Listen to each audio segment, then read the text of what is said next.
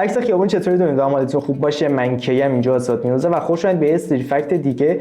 این قسمت قراره بپردازیم به حواشی که حول محور ورود سپر اسکای به بلاد داریم. این خبر صحت داره یا نه؟ از کجا شروع شد و در نهایت قراره چه اتفاقی بیفته؟ تمام خبرها موثق، دیتاها کامله.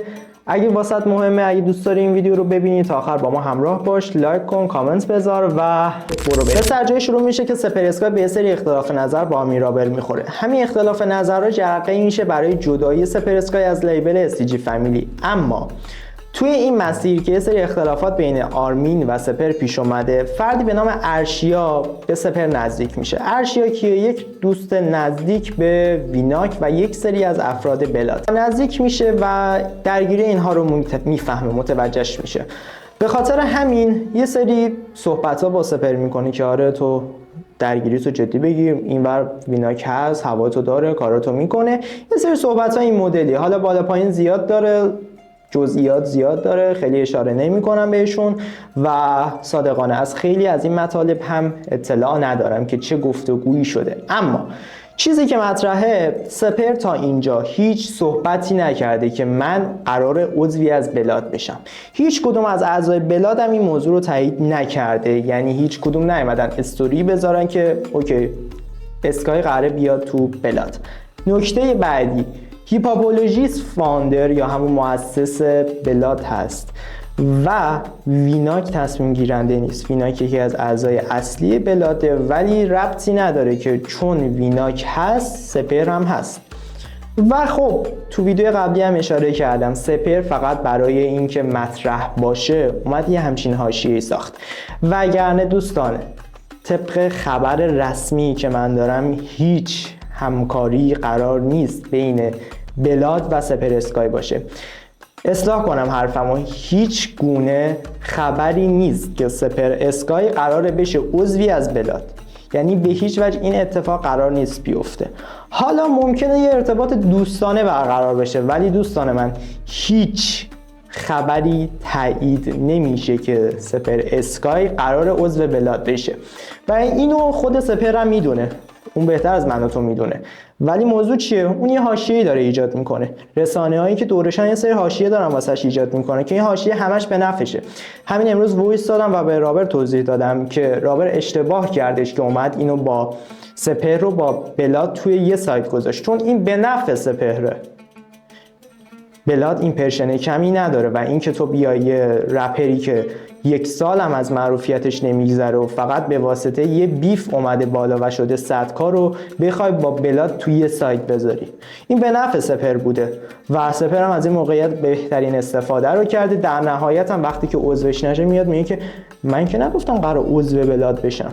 در نهایت شاید مثلا همکاری بکنه با ویناک یا مثلا چه میدونم دو تا از بچه‌ای که واسه وینا کار میکنم بیام واسه اینم یه همکاری داشته باشم. ولی دوستان تاکید میکنم طبق خبری که من از ساید بلاد دارم به هیچ وجه سپر اسکای قرار نیست بشه عضوی از بلاد.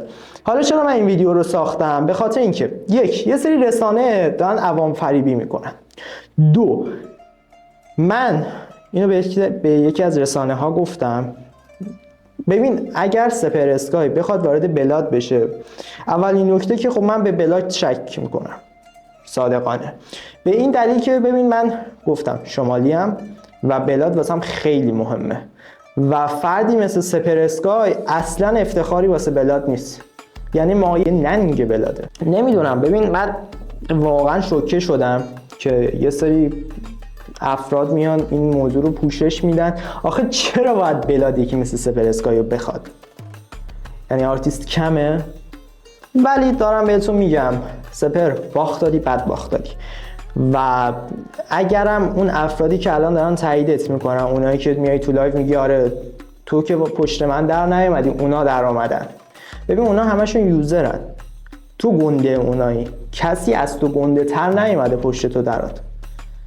یه علی وزیرنامی هم قرار بود باشه که اونم نبود، چون دید چه اشتباهی کردی.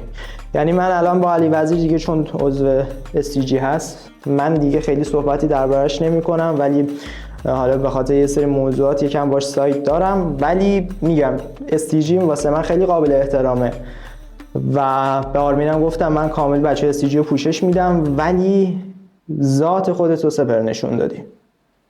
ببین کاملا قصد تو دشمنی بوده. ببین آرمین کامل داره میاد میگه آقا تو اصلا برو با بلاد، من مشکلی ندارم. دشمنی کردنت واسه چی بوده؟ و من این ویدیو رو به عنوان فردی که بلاد رو دوست داره ساختم که بگم قرار نیست این آدم به هیچ وجه به بلاد ورود کنه و بدذاتی این آدم به همه نشون داده شده. تو اومدی واسه اینکه یه هاش، ببین دوباره تاکید میکنم، اگه خیریه فیک بوده، تو ویدیوهای اون خیریه بودی.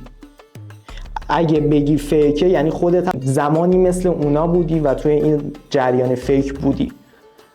ولی اگر فیک بوده و تو گفتی دمت گرم بیا یه سری سندا نشون بده ما پوششت میدیم، اما اگه فیک نبوده و اومده گفتی فیک، یعنی مهر پلش بودن تو زدی.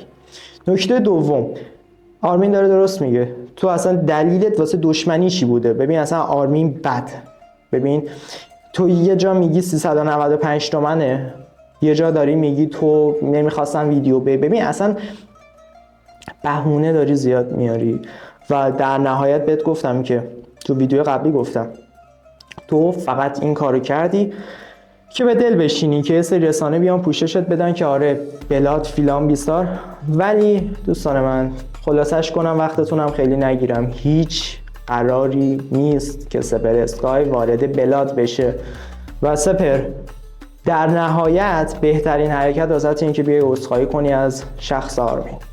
حالا بچه‌های STG میگم، من به آرمینم گفتم که تو واقعا خیلی خوب رفتار کردی باش، خیلی باش خوب تا کردی، چون من انتظار بدتر از اینو داشتم و واقعا میتونه تمومت کنه. سپر تو اینو خوب میدونی، یعنی نه خیابونی کاری داشت باهات، نه رپی باهات کاری داشت که من واقعا دوست دارم کاری داشته باشه، یعنی تا تهش دوست دارم. بچه‌های STG هم آجی واقعا من کاراشون رو دنبال میکنم و ساپورتشون هم شروع میشه. من تا الان اگرم ساپورتی نکردم تو یوتیوب به خاطر اینکه اصلا یوتیوب ویدیو نمیذاشتیم، بعداً دو روز دیگه نهید بگید چون ویو مثلا الان دستشونه تو اومدی طرفشون. نه، من آرمین رابر که ارادت هم بشه از قبل، مردونگیش، درست بودنش، حالا هر چی میخوای اسمشو بذار، ولی تایید شرافت آرمین رابر به 4 تا پلش نیست. اونی که باید بدونه خوب میدونه، اونی هم که بخواد بفهمه خوب میفهمه. دوستتون دارم، بکس خیلی وقتتون رو نمیگیرم، تا ویدیو بعدی بدرود.